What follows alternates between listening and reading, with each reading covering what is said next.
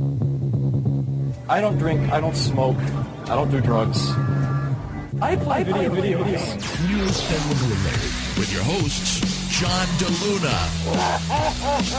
ExVee, Weebum, Damn right I am. and Rob. Here we go. News and Related. Hey, you're listening to new Soundwave, what is this, 96? Counting is fun, but I can't do it. I'm ExVee. John is off on business this week, so I am your fill-in host, Fear.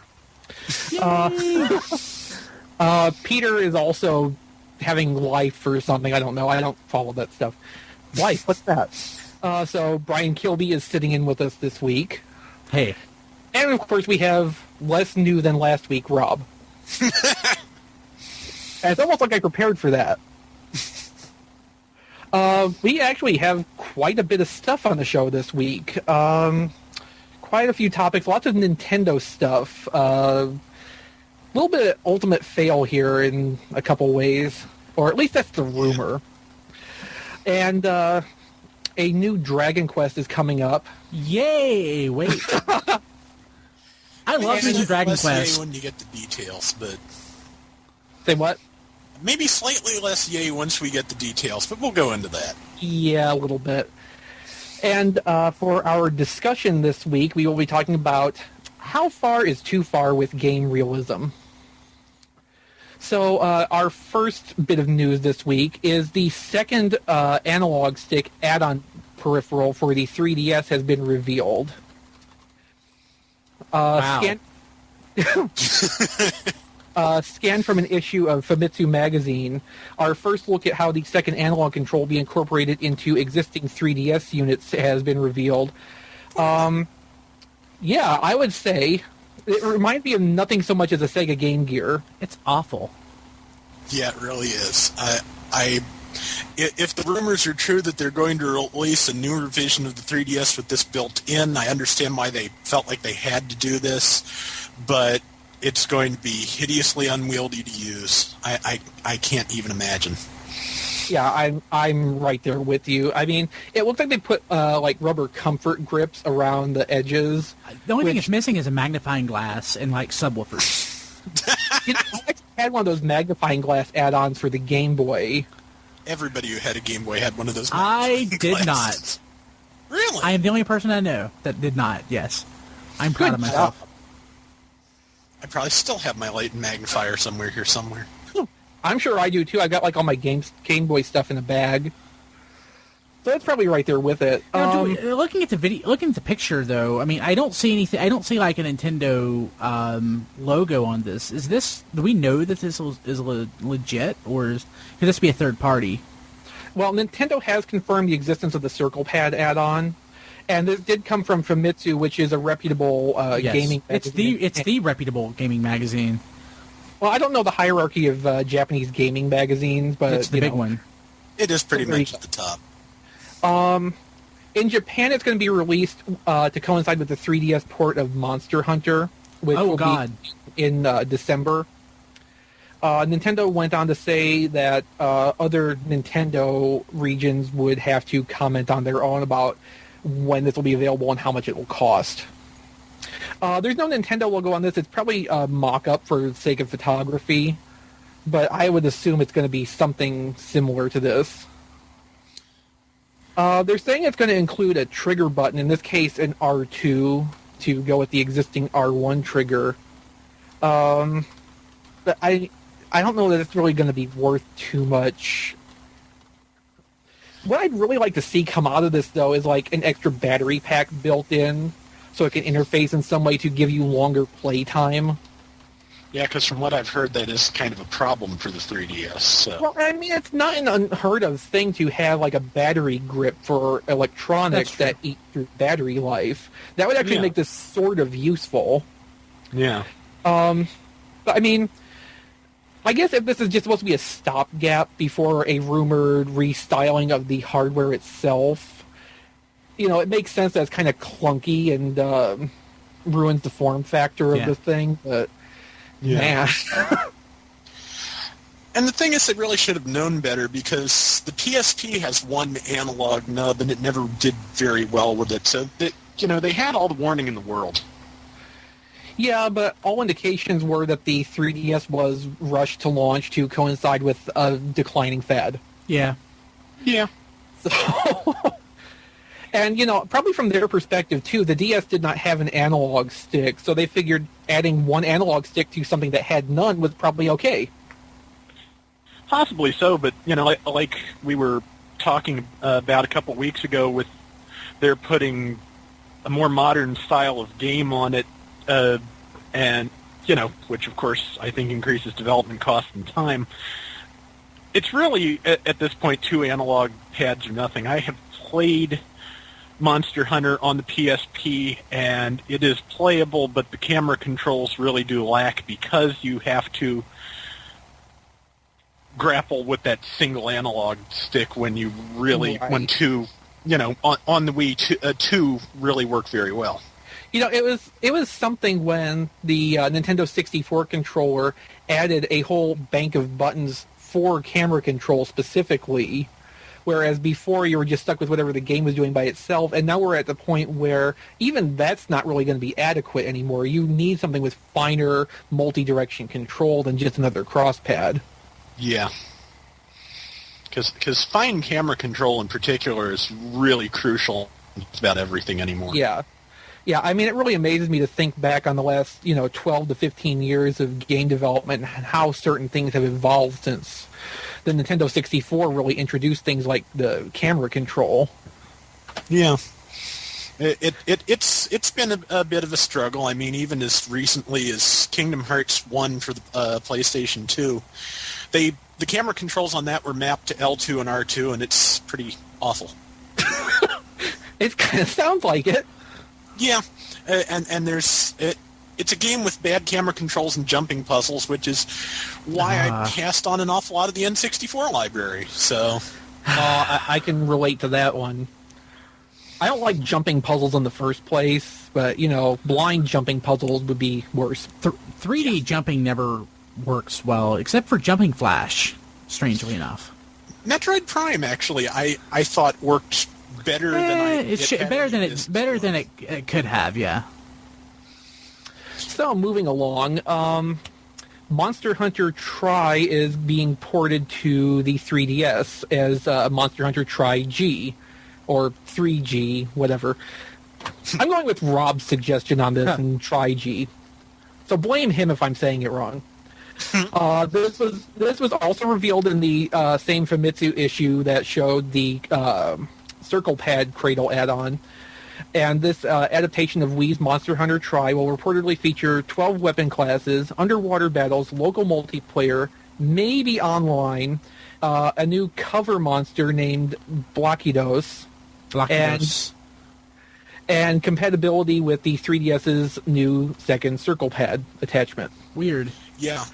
The interesting thing about that is that the underwater was actually dropped for the PSP port of Monster Hunter Tri. And I have a feeling that this second analog pad is the only reason that it was kept for the 3DS version, because it would be utterly impossible to control with one. Well, and this brings up another point, too, which one of the editors on Destructoid, when I was researching this the last couple of days, suggested that this Cradle add-on may be one of those, like the Wii Move, the add-on for the Wiimote. It's going to be something that just a couple games end up utilizing, and mostly it's going to end up sitting in a pile somewhere. That's entirely possible. And, of course, it's a good analogy because they did eventually build the Wii Motion Plus into a Wiimote, I believe. Yes. Yeah, they did. So, the later releases of that did have the upgraded sensor technology. Yeah, so... Yeah, I don't really see it being used that much. I just hope it costs what it should cost for not being used that much, but... Well, what did the Wii Move attachment for the Wiimote cost? Do either of you remember? I think it was about $20, but I may be wrong. The Wii Motion Plus, you mean? I know. Yeah, it was $20. It was bundled in with a new version of Wii Sports. Yeah, Wii Sports Resort. And I think it came with a couple other games, too, actually. Yeah, the Tiger Woods game, I think it came packed in with. Yeah, that sounds right. If they did a bundle thing like that with the right game, that would be one way to at least get it out there and a little more appealing than a standalone sale, especially if it's just going to be a limited peripheral. Mm-hmm. Now, in Japan, the right game for that would be Monster Hunter. Monster Hunter is just about as big there at this point as Dragon Quest is. So. Wow. Yeah, but the wording right now is that it's just going to be available along with, not necessarily bundled together. There are an awful lot. I don't know. There's an awful lot of Monster Hunter bundles in Japan with the PSP. We got the Monster Hunter Tri-Bundle with the Classic Controller Pro. That's why I wound up finally getting it, actually, because I got it for $40 for the game and the controller, and that seemed like a damn good deal. Yeah. So. Yeah, I would say so. Monster Hunter is a really fun game. It is one of those games that does not have an experience system, actually, but it rewards. It has a learning curve that's really rewarding. You can actually see the kind of progress you make because of, you get used to the timing, you get used to the dodging, you get slightly better equipment, and suddenly something that was a 20-minute struggle to kill, you can now take out in 3. But if you can't get used to the timing and everything, it's still going to suck all the way through. Yeah. Okay. As a bad gamer myself, that's important for me to know. Yeah, the learning curve at the same time is also very steep, I'll warn you. So, it's... See, those aren't words that go together well for me. I gotcha. I'd heard a lot about it, and I just, for on some whim, I gave it a try on PSP and decided that I wanted to play it on something that actually had dual analog, so... And that kind of worked out better, didn't it? Much. Yeah, see, so there's the explanation for that Cradle thing coming out at the end of the year right there. Mm-hmm. I don't know if they're going to release it in the U.S. or how they're going to do it, but in Japan, Monster Hunter is definitely the reason. Last I heard, they had not really announced whether or not they were going to release Tri-G here. Odds are good that it's no, because they have not released Portable Third or the HD remake of that for the PS3 in the U.S. So yeah. It just because it is a difficult game, really difficult game, it has not caught on here the way it did in Japan.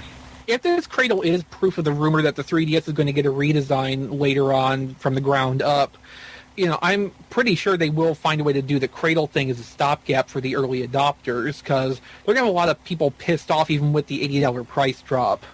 Well, yeah, that might actually have made a better gift than 10 Game Boy Advance games in the long run, but since they're really kind of struggling doing this as they go along, I'm sure it never occurred to anybody. Right. Speaking of Nintendo struggling along, let's talk about the Wii U. Oh no. Okay, this is right in the rumor category, but it's from the same 01.net that broke rumors of these 3DS woes, which later turned out to be pretty real. So take it with a grain of salt, but there might be some truth behind this. Their inside source is delivering a story of the Wii U's development woes, using such words as development hell.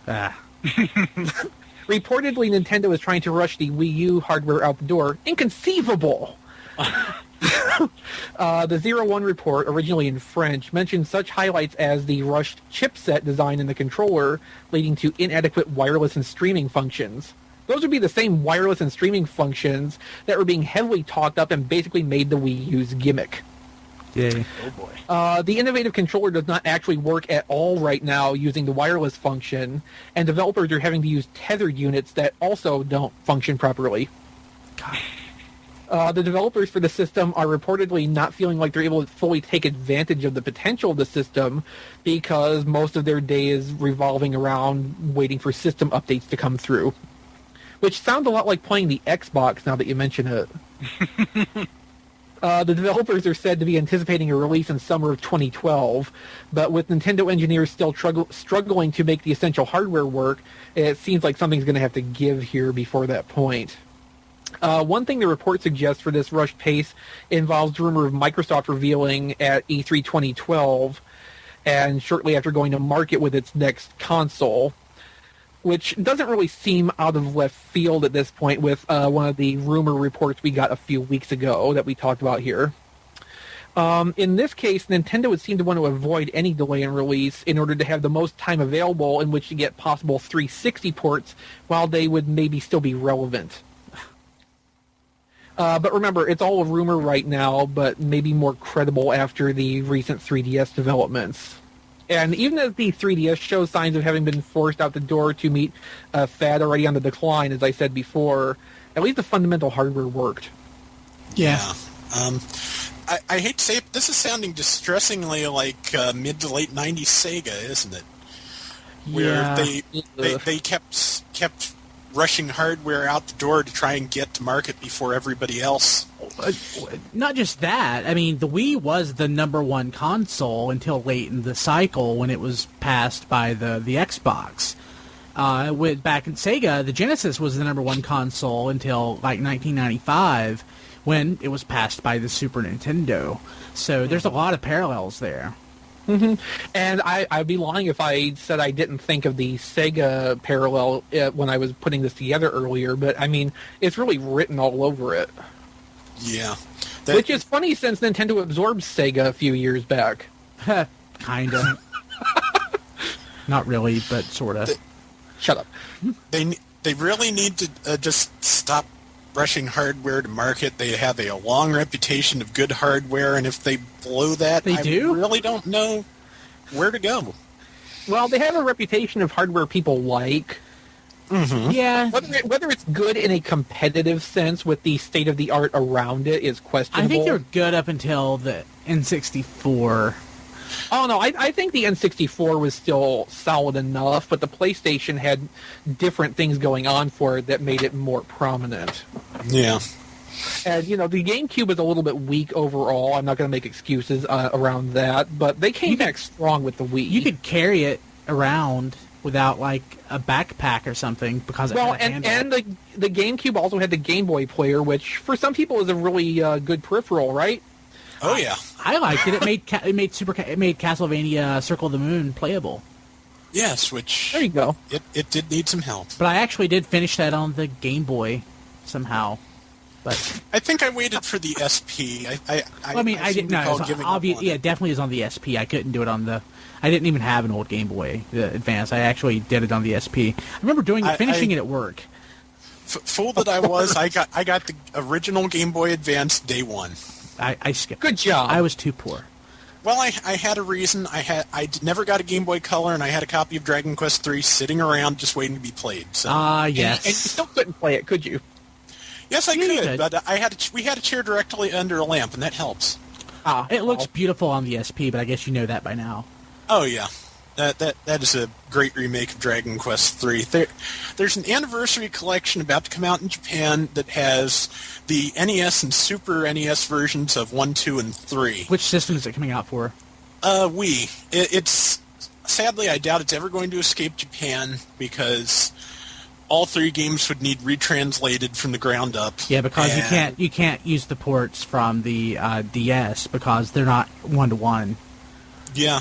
Also, there are no. That's right. You can't use the ports from the Game Boy. Yeah, and I just, Dragon Quest III for the Super Nintendo, for the Super Famicom. It's one of the last games that ever came out. It's gorgeous. Best graphics the Super Nintendo probably ever had, and I would love to see that in a language I actually speak one of these days. Yeah, that would be great, wouldn't it? But you probably learn Japanese sooner than that will happen.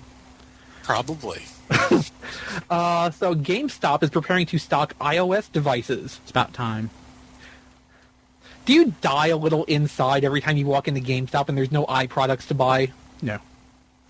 Well, GameStop hopes that you do because they've engaged in talks with Apple to be able to carry iPods, iPhones, and iPads as an authorized retailer. It's smart. It's not quite all done yet, but GameStop has begun to accept iDevice trade-in for store credit only, of course. No word so far on what our favorite used game monster will have these various iThings priced at for you, used or new. But that might be less important than the fact that the biggest dedicated video game retailer in the country is courting these devices. It's definitely another step towards platforms like this being part of the evolving gaming market, and now they're right alongside the traditional devices to compete directly. I don't care personally about portable. When I say mobile gaming, I'm not talking about like DS or anything. I'm talking about like iOS and Android. It's a very important market for companies, but it's not something that interests me. Right. So, but it's a juggernaut, that whole market, and totally. GameStop has to do it. It's evolve or die. Right. Yeah. And while I really wouldn't mind seeing GameStop die, this works too, I guess.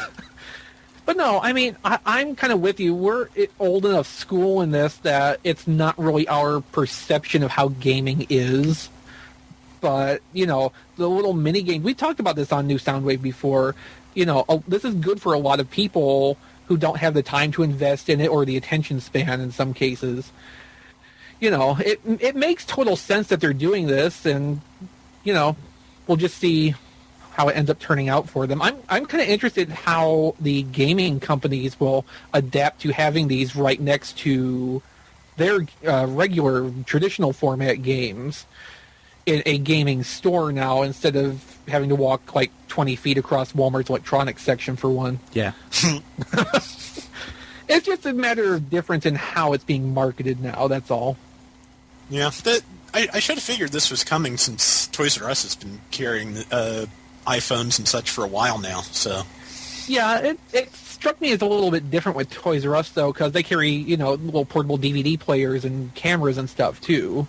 Well, yeah. But that's stuff by like companies like Kobe and Grahatsu and things like that don't make Grahatsu. Yeah, so I mean, it's That's not the worst fake Japanese name I've heard in a while. Well, but no, I mean, Toys R Us kind of has their hands in a little bit of everything anyway, like that. So I mean, that's not really so out there. Yeah, This isn't out there either. It's just kind of outside our perception of how things it's outside work. our comfort zone. There you go. That's probably the word I should use in the first place. So, in other news, did we mention the Xbox 360 is not popular in Japan? Really? The 360 is dead in Japan, or so the analysts would have you believe. Edge reports that many retailers are discontinuing support of hardware and software, and many are drastically discounting the stock they do have in an attempt to be done with it.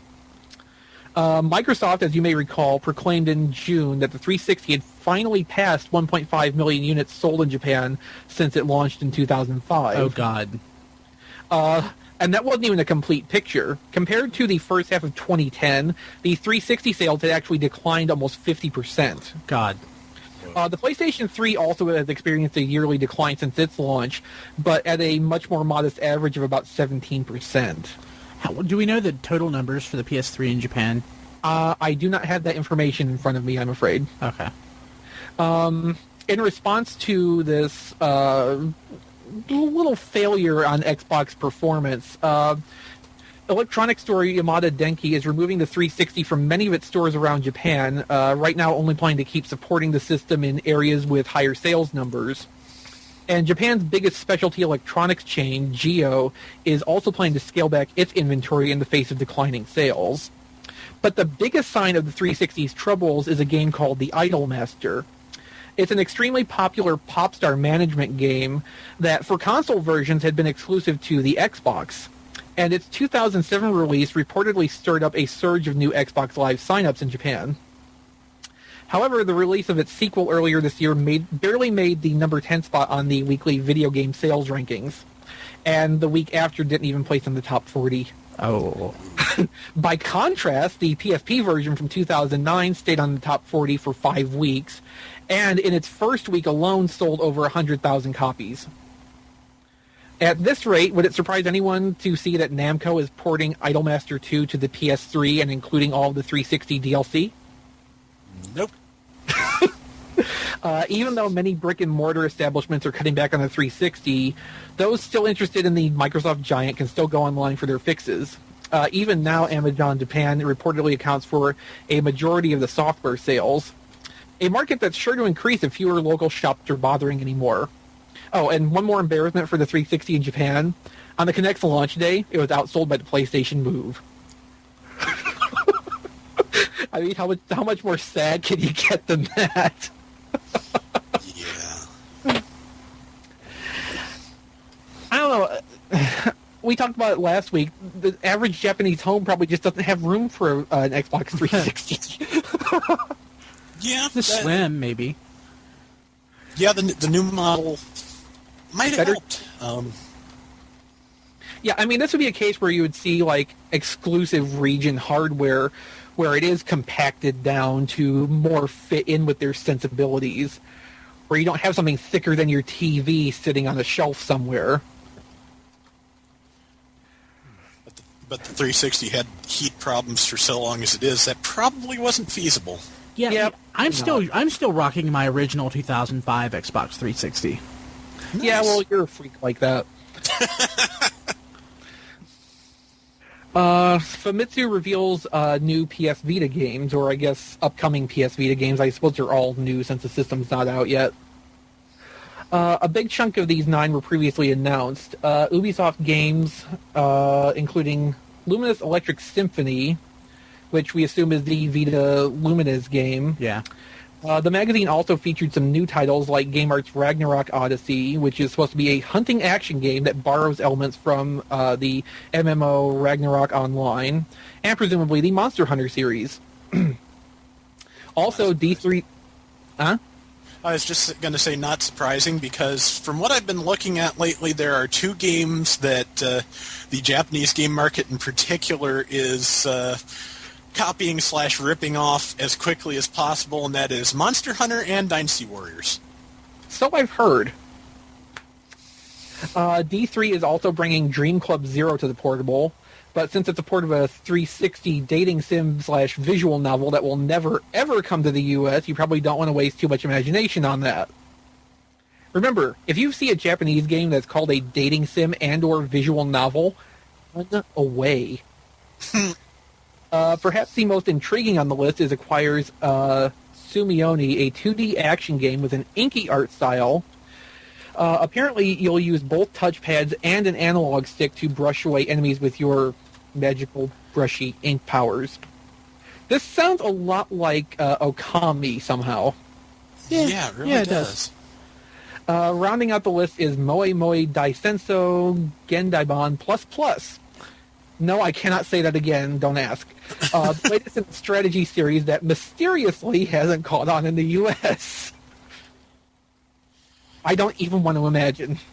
Well, since it says Moe in the title, I'm sure there's an awful lot of just absolutely adorable little girls. Or really wrong little girls. Yeah, well, it's all... And has 2 pluses. That's not a good sign. Yeah, we should be concerned. I'm not sure what Daisenso or Gendaiban mean, though. I believe Daisenso means something about something along the lines of Great War. Gendaiban, no clue. Yeah, I think we've analyzed this enough as it is. Yeah. Duke Nukem here, don't we? No. Maybe not. But the original Duke Nukem game makes its way to Germany for the first time ever. After more than a decade since the original releases of Doom and Doom 2, id's iconic shooters will finally be available to German consumers with fewer restrictions on how shops can sell them. Previously, both games had been indexed by Germany's Federal Department for Media Harmful to Young Persons. Why don't we have a department like that in America? That's a great name. It drastically limited how retailers could sell them. Indexed games cannot be imported, sold by mail, rented, displayed, or advertised in places accessible to minors. So basically, you can't have it anywhere. The 2 games have now been taken off the list and will sport friendlier USK 16+ ratings instead. The change in status was made possible by a law which allows artists to appeal the indexing of their work after 10 years has passed. ZeniMax Media, its parent company and Doom rights holder, decided to appeal the decision after it bought it in 2009, which has led to the reclassification. The vice president of public relations and marketing at Bethesda Softworks, itself a subsidiary of ZeniMax, spoke with Joystick about the news and said, "We are obviously very pleased with their decision. Can't give you details yet on when they will be available in Germany, but we'll let everyone know as soon as we know." Because that's just what we need, more Duke Nukem out there. And I thought Germany was into quality. Yeah. All right, we are going to take a quick break right now, but when we come back, we have got Dragon Quest X for Dragon Quest X, I guess, for you. Roman numerals are hard. Yes. Some Sonic Generations and Modern Warfare, plus our discussion topic. Awesome. We'll be back in a minute. Magnavox presents Odyssey, the electronic game of the future. Odyssey easily attaches to any brand TV, black and white or color, to create a closed-circuit electronic playground. Odyssey gives you all the exciting action of hockey and 11 other challenging play and learning games for the entire family.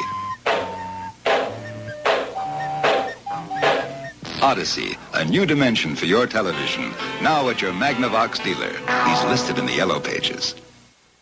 It came from the third dimension, with its own brain, its own voice, its own legs. There's only one problem.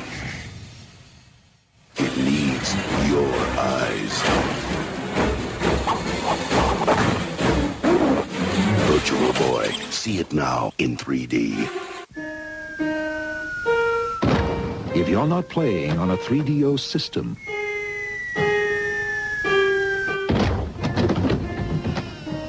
what are you playing with? Presenting 3DO, the most advanced home gaming system in the universe. It's time to put away your toys. Get a free John Madden Football and Crash and Burn when you buy a 3DO system.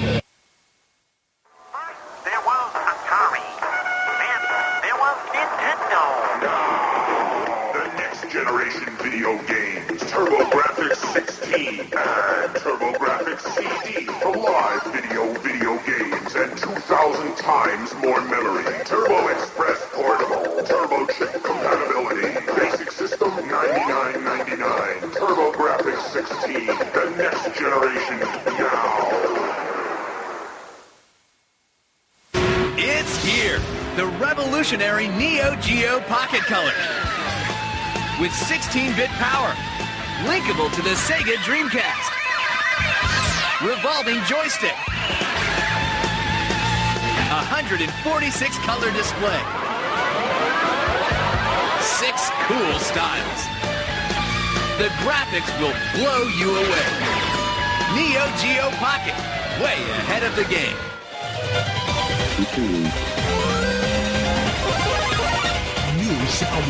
All right, we are back. Before we jump into the big Dragon Quest announcement for this week, Brian Kilby has got a little news about the TF Radio contest to tell you about. Oh, holy crap, do I. So we are giving away 2. I've been up for like 20 hours. 2 Death Adder gaming mice. Not just any Death Adder gaming mice, which would be awesome enough on a gaming podcast, but they are Transformers-themed Death Adder gaming mice. We are giving away, they're 3400 DPI, super frickin' accurate. I was playing some Quake Live this weekend with it, and I was rocking hard with it. It was awesome. That's how gamers speak, I learned at GameStop. I was rocking hard. So we're giving away a Megatron Silver and Bumblebee Yellow. All you have to do, and it's Transformers themed. It's for a Transformers podcast, Radio Free Cybertron, but the odds are the 3 of you listening actually listen to Radio Free. I'm kidding. More than 3 people. I'm just joking. Actually listen to Radio Free Cybertron. Just tell us, what's your favorite Transformer? All you have to do is tell us. You can tell us on Facebook, YouTube, Twitter, Google+, email, contact at tfradio.net, or our voicemail, which is 931-99-GOBOT.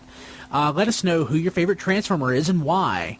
Do you love Trypticon because he was in Carbombia in that faithful episode of G1 Season 3? Do you love Rhinox because he farted a lot? Or hit Megatron with a car. Or hit Megatron, yeah. So why... why? Or do you love Soundwave because he's that guy with the cool voice and the tapes in his chest? Yes. So tell us. We will announce the winner on Radio Free Cybertron Wednesday, September 14th at 8:30 p.m. Eastern Daylight Time. And we will also share some of your answers. So just again, tell us your favorite Transformer. Facebook, YouTube, Twitter, Google+, email, or voicemail, and you will have a chance to win one of these 2 toys. Again, we want to thank Razer for sponsoring this contest, providing the great prizes. I love this mouse. It's they're all full fantastic. of lights, and you can point at things with them, too. So awesome. Go ahead and, sign up, try to win. It can't hurt. Nope, doesn't take any effort at all. No. So this week, the biggest news has been the announcement of Dragon Quest X in Japan. The game will follow the MMO style structure like Dragon Quest IX, though the game will feature a huge story in quotation marks.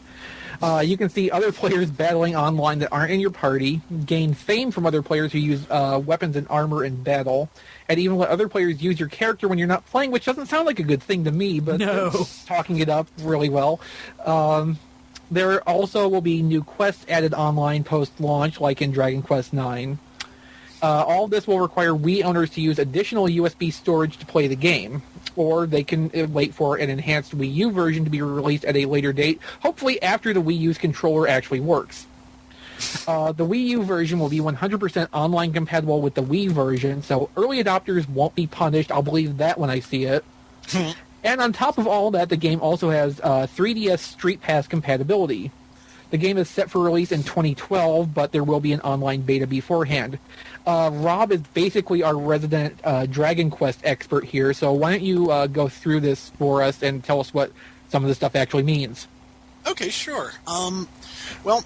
In format, it's going to be really close to Dragon Quest IX, but the graphics are more, the Dragon Quest VIII style, not the squatty SD style that they adopted for the DS. It's carrying over a lot of the changes to the Dragon Quest system that 9 started. The fact that you can see monsters on the screen and actually, if you're lucky, outrun them, and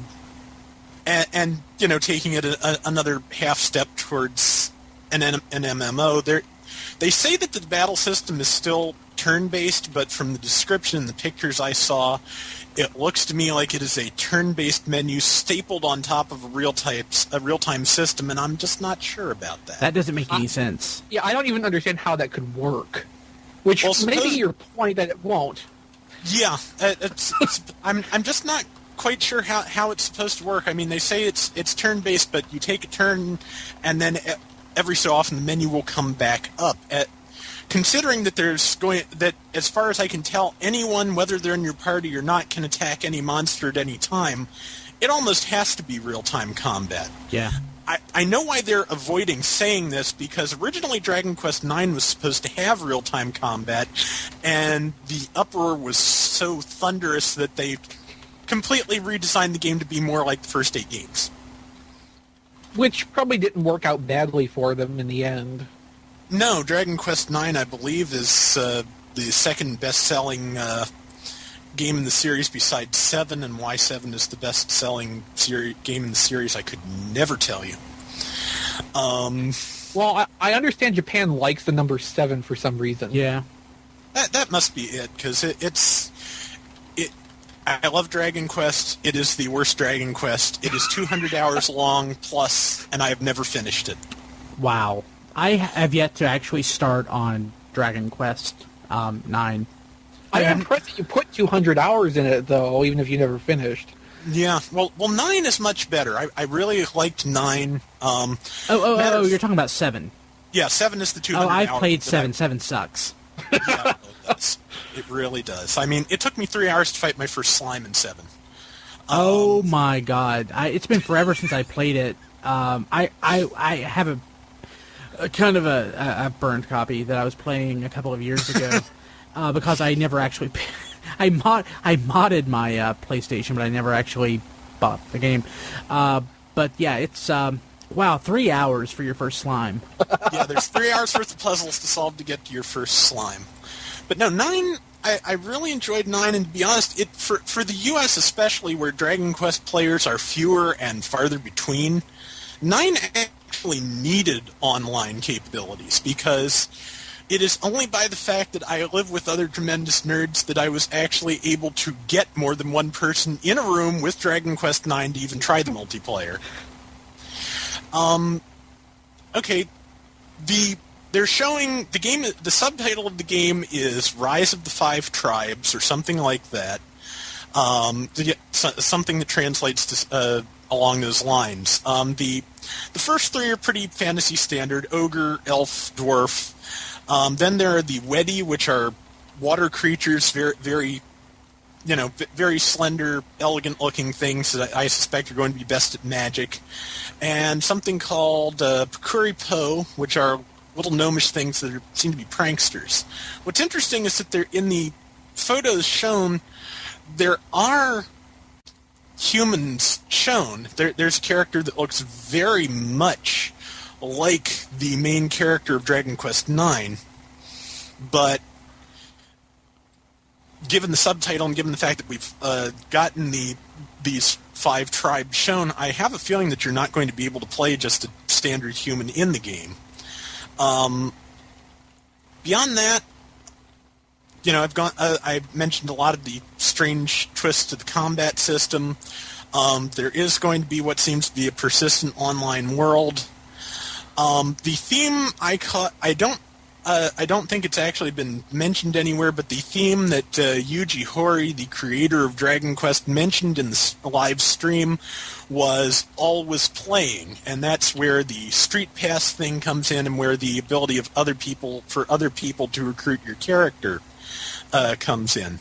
Now, the 3DS's Street Pass system is almost entirely based on the tag thing that Dragon Quest IX introduced to begin with. You set it into tag mode, you put the game in your pocket, and if anyone else has a copy of Dragon Quest IX, it will their character will basically show up as a guest in your tavern, and they can even bring you like treasure maps to go explore. Now, if the ability to, if your character can keep playing when you're not on, if that's an extension of this system, where it does not affect your stats and supplies and whatever, but you can send your character just as a guest for other people to use in their party, that could work pretty well. It sounds a lot better than, waking up and someone has used your character overnight and they're now naked, because that otherwise, outside of Japan, this is what will happen. Yes. Maybe even inside Japan a little bit, too. Quite possibly. I'm sure Japan has trolls just like we do. Oh, yeah. I hope so.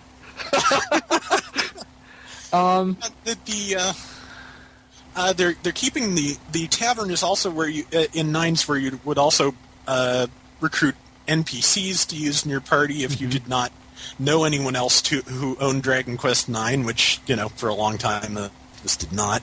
Like I said, these multiplayer things that require people to actually be in the same location worked a lot better in Japan than here.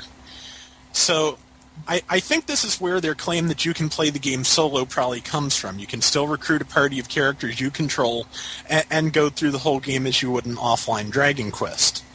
Problem being that they say that only the first few hours can be played without an internet connection.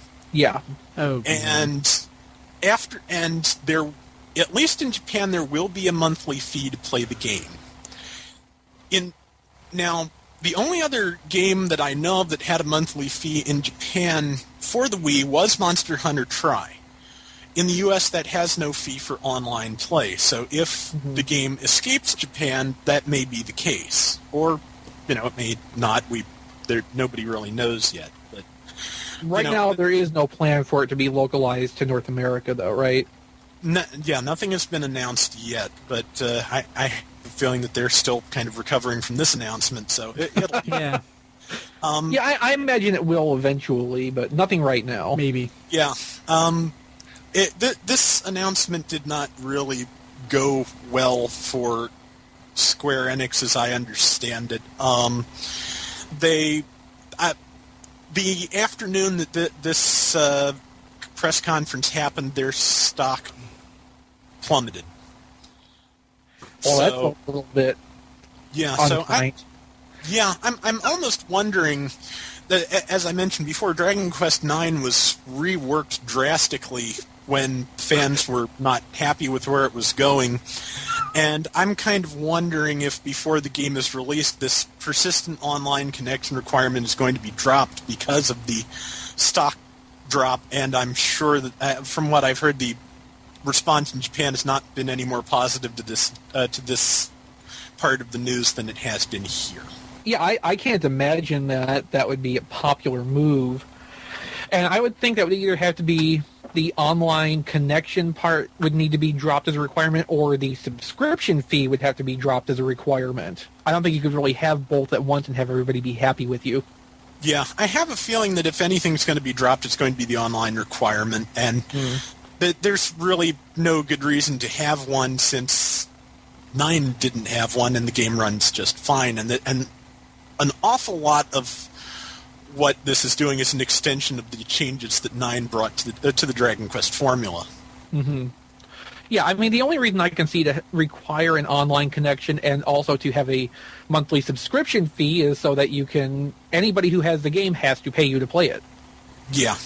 You know, and I was going to say that I just finished up playing Dragon Warrior 2, and it didn't require a sneaking internet connection. I think I'm going to go back and actually get the fur armor and give it to everyone, and be done with that, and just say, screw you, Dragon Quest X. I don't need you.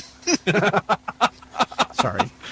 I would really like to play it, and if there is a US beta, I will figure out some way into it, I hope, but I do, as it sits now, I don't think they could release it in the US to any success, because Dragon Quest is such a niche title here. Yeah.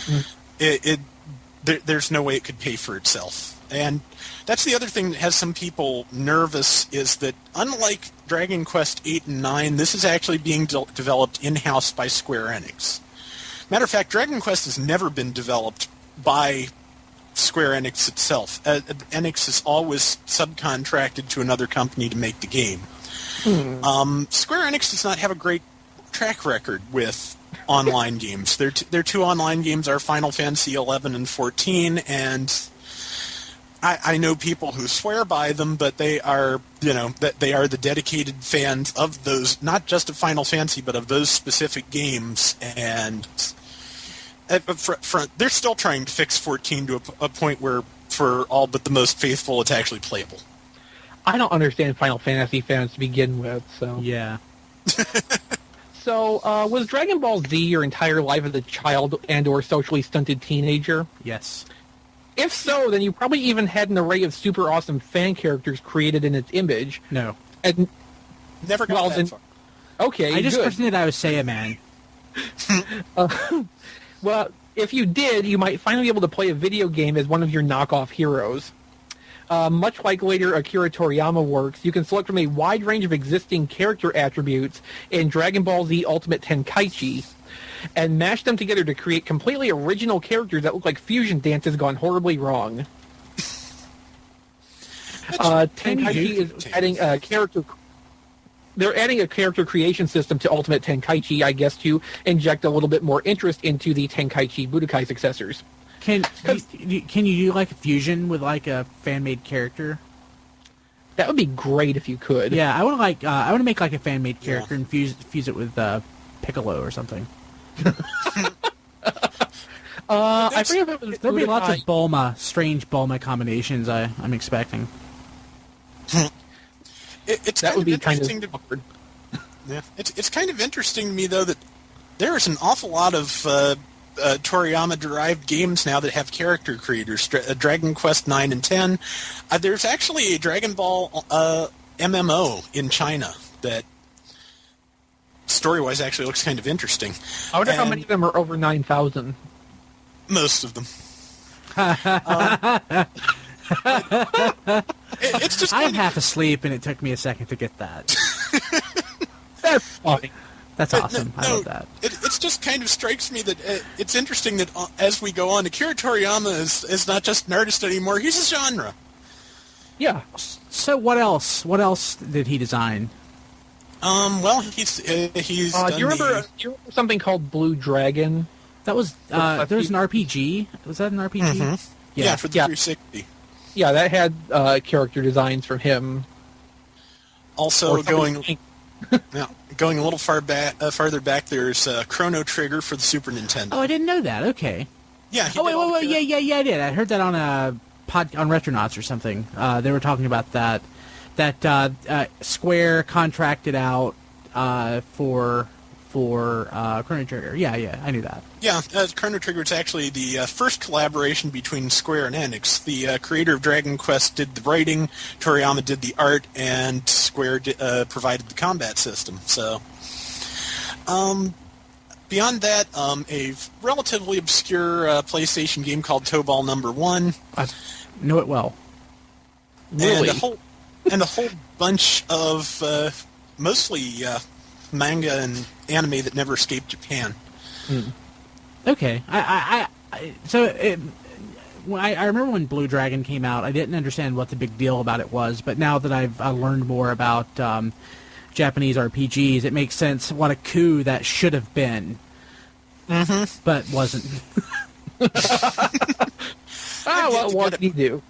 I have yet to get it myself, which is kind of strange because I am a big fan of both Toriyama and the creator of Final Fantasy, but who was the producer for Blue Dragon. But the only thing I know of Blue Dragon is that the anime version was on Cartoon Network for a little while. Did they kill it? Probably. It's Cartoon Network. What don't they kill besides Pokemon? Yes. So, are you guys excited for Sonic Generations? Kinda. Yeah, kinda.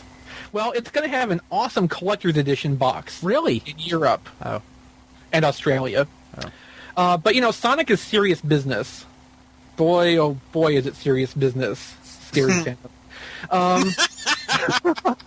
The European collector's edition of Sonic Generations will acknowledge this fact with a box full of goodies for the rabid Sonic fans, including figurines depicting modern and classic Sonics, a small golden ring, art book, soundtrack, a history of Sonic documentary, and bonus DLC.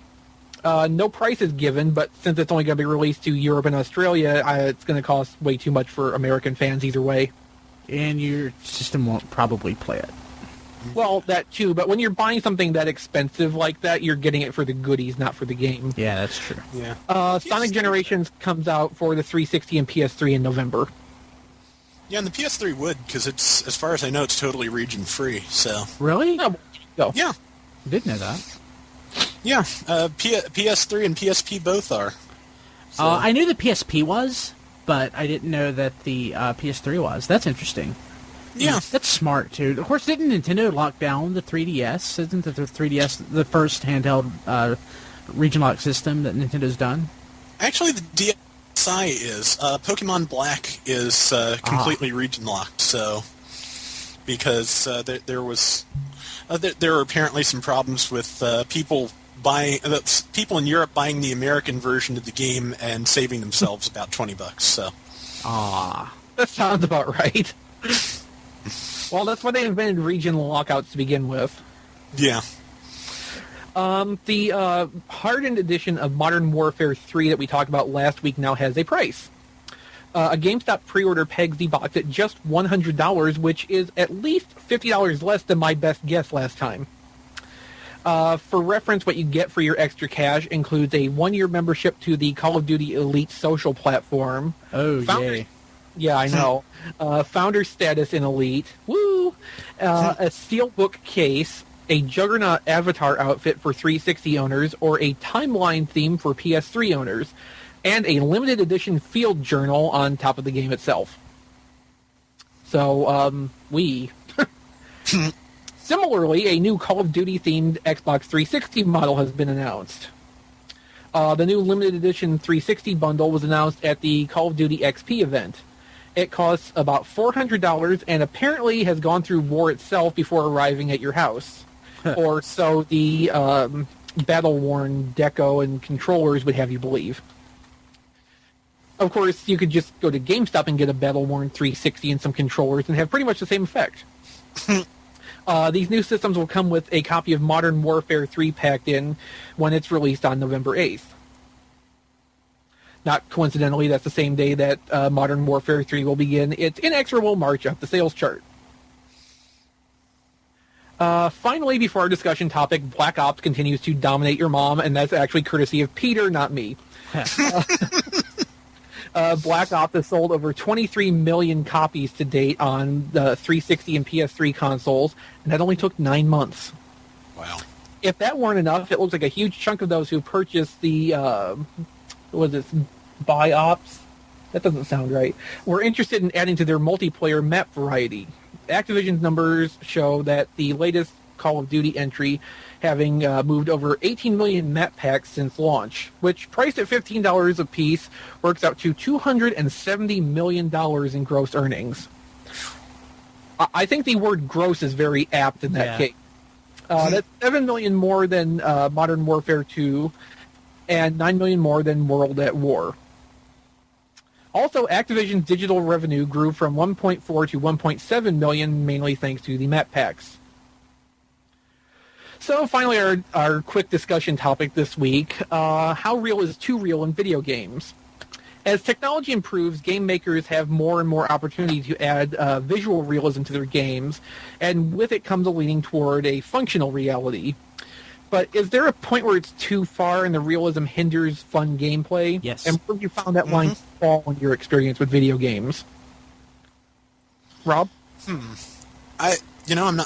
not really quite sure to say where specifically the line falls, but yeah, there is definitely a point of too much realism, especially visual realism, since an awful lot of developers seem to define there you go, visual realism as everything being brown and gray. Yes, your aptly named reality brownifier. Yes. I forget where I picked that phrase up, but it has served me well. It sure has. But yeah, I think there's definitely a point of too much realism in gameplay as well. But it's a little bit harder to reach. You know, I'm okay with a relatively realistic styled play if that's what you're going for. But at the same time, I'd rather be playing the new Saints Row if we're going to make comparisons. Yeah, I mean, that's basically the best comparison you can make between realistic and gameplay that knows it's a farce. Yeah. What about you, Brian? You seem to speak right up with that. A couple of interesting things. So one, I'd mentioned it before, but it's not a graphical realism. It's just it's a realism thing. One of the several hours into playing Grand Theft Auto 3 on the PlayStation 2, I was shooting people on. That sounds awful, but I was shooting people on. Sounds awesome. Yeah, on a parking deck and with a sniper rifle, and a woman ran away screaming, saying, "Oh God, I can't believe this is happening!" I dropped the controller and I had to reevaluate what I was doing, because that really fundamentally changed how I interact with video games. And it's like, wow, I don't really, it's like it was a moment of like clarity and introspection. I never really approached gaming the same way again. So, I mean, that's one of the most fundamental things that really shaked me. But the whole graphical realism concept is sort of a sliding scale, because we reached back in the early 2000s on high-end PCs what at that time we thought was graphical realism, and by today's standards, of course, it's laughable. But when your expectation is at a certain level, anything that's reasonably greater than what you expect seems real. One of the examples would be Doom 3. Now, when Doom 3 was released, it had this slow plodding pace, because id swore that anything with graphics that realistic at a fast pace would be would actually not just disorient you, but sort of shape or shake your sort of perception of reality. And I can sort of understand that ended up really, I understand their point, but it ended up being BS. Really, right. A lot of the graphics were really realistic. There were things like bump mapping and a lot of neat effects. The slow plodding pace made it too real and therefore less fun. There are games later on that looked just as realistic. Like some of the Unreal games later on looked, better. Maybe not like the contemporary, like Unreal Tournament 2003 and 2004, but certainly like the later games looked as realistic, but they were fast paced, and it didn't make you think at all that the game was real, and it didn't give the same impact as the slow plodding Doom 3, which looked real, felt real, but was too real to be fun. Maybe that's the problem I've always had with Resident Evil, is that, that deliberate pace is supposed to add a certain amount of, realism and thoughtfulness to it that I really just did not care about. The control scheme takes you out of it, though, because the control scheme in the Resident Evil games 1, 2, and 3, it's just so... it's almost like controlling a marionette. Because it's just not intuitive, and it's intentionally not intuitive. But I mean, if the character felt like an extension of you, like when you drive your car, that if it's a car you've driven for years or whatever, it becomes an extension of you. If there's a game like Super Mario Brothers or any game where it becomes muscle memory, it's like the game is an extension of you. Resident Evil is never an extension of you because you're pulled out of it by the control scheme. If the control scheme was conducive to that sort of gameplay, absolutely, I could see Resident Evil being a realistic sort of quasi-realistic goth horror fantasy. But as it is, it's just, crap. I do like flaming zombies, though. Yeah, I mean, my problem with the realism does come down to gameplay. I mean, in some formats, heightened realism is positive, like in flight simulators or even combat flight simulators. You have an expectation for a plane to feel like you expect it would in real life. Yeah. On the other hand, there's things like Rainbow Six. I've played demos of several of those titles, and I last about 30 seconds because they amp up the difficulty so much to make it seem like a realistic SWAT team or special forces scenario, but I suck so much at playing video games, it's absolutely pointless for me. The Saints Row comparison is perfect with that, and it even goes to your Grand Theft Auto 3 thing, where the whole thing is so deliberately exaggerated. You're walking around with miniguns and bazookas and like handheld missile batteries. I mean, there's no way to take it too seriously at that rate. And the game's set up so that you don't die on the first hit to your head. Yeah, I am, as I get older, I am more and more a proponent of escapism in video games. Yes, exactly. I do not want to have a cinematic immersive experience. If I want a cinematic immersive experience, I can go to the cinema. I want to have fun. Yeah, I mean, I think it's cool that it's to a point where they can make a game that is an immersive, almost movie-like experience like that you're directly interacting with. But on the other hand, they can take it too far. I'm with you as far as I'm looking to video games for a fun escape, something to take my mind off of anything that's going on, and just a way to relax, blow off steam, whatever. If I'm having to think and stress and put every effort possible into just surviving the course of gameplay, that does not feel like really meeting the point of why I have a video game. Yeah. Yeah. Just kind of on this subject, I remember when I first picked up Dynasty Warriors 4, it was not that long after I forget what game I had been playing, but it had some really obnoxious stealth segment where if you do it wrong, you die and you have to start over. And Dynasty Warriors... Did you play Zionic Front? Yes. Oh, because that might have been it.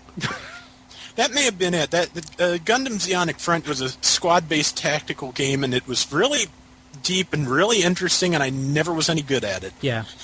But and then I picked up Dynasty Warriors, and it was such a joy because it is the anti-stealth game. There's this huge crowd of people, you wade into it, and you beat the crap out of everything. It is so that is so nice after something that requires, all this concentration and preparation where you can just run in and beat the crap out of things. I know it is not a critical darling, but that is why Dynasty Warriors endures. Well, yeah, and like you said earlier, it's why Japan's ripping it off left and right. Mm-hmm. I mean, I've played bits and pieces of Dynasty Warriors games. They're fun. it's no wonder that that's a formula that everybody is trying to latch onto right now. Yeah. It's fun. It's easy gameplay. It's just an enjoyable experience because you get to go plow through legions of underpowered foot soldiers. Yes. That's basically what they invented cheat devices for in 1991. Yes. Mm-hmm. And you might be interested to know, by the way, that one of the Dynasty Warriors clones coming out in Japan soon is a Super Sentai game for the Wii. Wow. Yeah, I remember that. Is the Wii region locked? I don't remember. Sadly, it is. ExVee, it's an easy hack. I know, mine is hacked, but still. All right, well, that was actually a pretty interesting, quick little discussion there. So I guess that will wrap up New Soundwave 96. Hopefully John or Peter or somebody who's not me will be back to host next week so it runs a little faster. You're the new host. Oh, crap. Kidding. But as always, we thank you for listening and remind you to email us, voicemail us, Google+, whatever else for our Razer Gaming Mouse contest. And check out our other shows, Radio Free Cybertron, which is you probably listen to that, and that's why you're actually here. Superhero Time, which I have no bias toward at all. Fanboy Versus, and any number of shows that we don't actually do regularly. Whatever happened to that next episode of Get the Skinny, Ryan? JD is sick. Oh. All right. JD. Yeah, seriously, man. I did lose 15 pounds without even trying. Since the last episode of Get the Skinny. Well, that's been like a month now, right? Yeah. That's not bad. All right. Well, thanks for listening, and we will see you next time on New Soundwave 97. 2, 1, 0. Game over.